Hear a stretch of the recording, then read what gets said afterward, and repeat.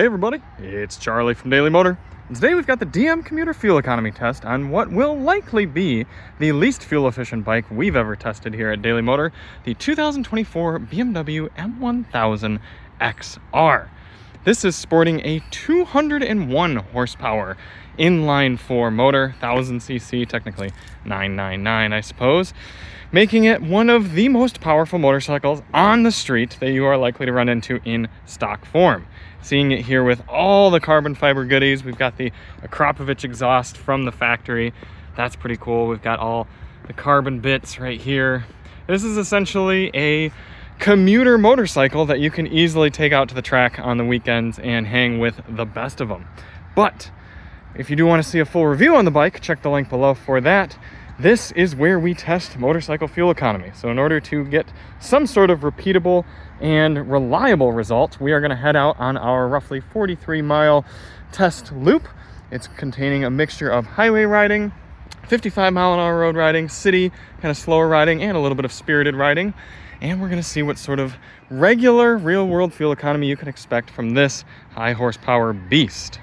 Now, those of you who watch the channel regularly know that I typically ride with my Helite airbag backpack or my Turtle 2 vest, but since this is such a cool looking motorcycle, today I am rocking the very cool looking Helite leather jacket. This is an airbag protected vest right here with the Turtle 2 technology, however, or at least Turtle technology, I should say. However, it still looks cool. It's real leather. It's got a pull mechanical airbag right there, so it tethers to the bike. So when I get on, I'm gonna put this on and it'll inflate if I were to have an accident and be ejected from the motorcycle. So if you do want to pick yourself up a Helite airbag vest or jacket like this and still look cool riding your M1000, check the link below. You can get a little bit of a discount. I don't even get anything from that. I just very much enjoy being a little bit safer on a motorcycle, and I think you might as well. So check the link below if you'd like to pick up your own. Now, a few other things to note for the test. The tire pressures have been set to their recommended PSI. That's 34 PSI front and 37 PSI rear, if I remember correctly. And throughout the test, we're not going to ride crazy. I'm going to ride as though maybe we're coming into the office in the morning. And in this case, for this bike, probably going into the dentist's office to put in an hour of work. So I'm going to stay within 5 to 10 miles per hour of the posted speed limits. I'm not going to accelerate too slowly or too aggressively. And I'm going to probably do the test in the normal, just road ride mode.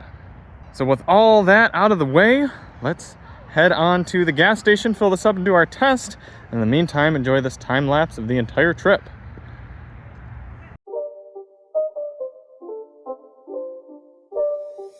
It's not a game, it's a rich thing.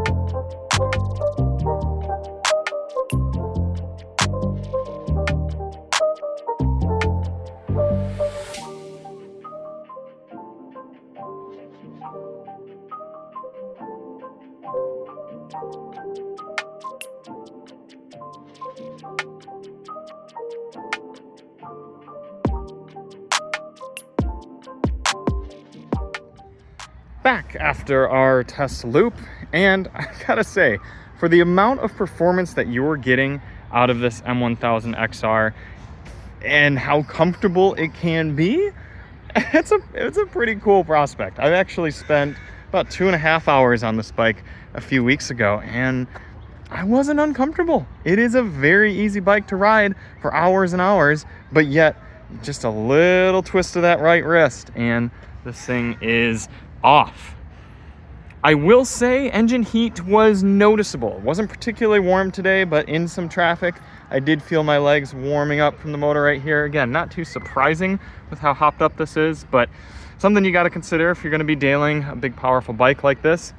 And I have noticed both today and on my last longer ride, something about the way the seat tilts forward. I am regularly finding myself wanting to kind of scoot back and shake out my lower area, if you will. And also it's a bit to do with the handlebar position. It's not nearly as down low as something like the M1000 RR, but it's not far enough up for me at 5'10" and a 32-inch inseam to really be sitting upright and comfortable. So I could go for a little bit higher and further back bars. I don't know if that would throw off the geometry or anything, but all things considered, for what this bike is and is what it's capable of, very good commuter style bike.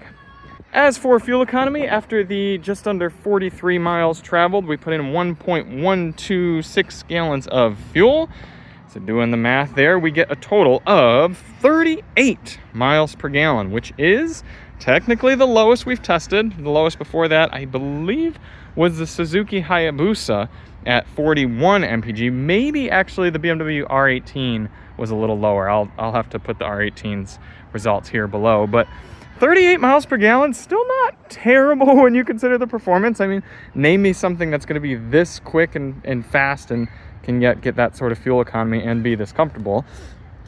But when you consider you're going to be putting premium fuel in it, if you were daily riding this bike, then it's not going to be quite as economical as you could do on two wheels. Fortunately, BMW gives you a sizable fuel tank on here. I believe it's 5.3 gallons, but I already did the math, and that comes out to just a hair over 200 miles of cruising range, which again, for a performance bike like this, that's pretty good. It's one of the advantages of going with the XR as opposed to something like more of a super sport style bike.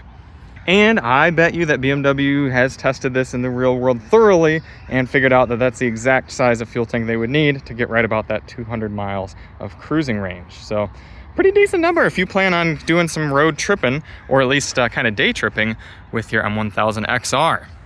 So thank you all so much for watching. If you do want to see more on the M1000 XR, check the link below. We've got our full review and a no talking test ride on Winding Road, and we'll see you on the next one. I'm Charlie from Daily Motor, and as always, ride on.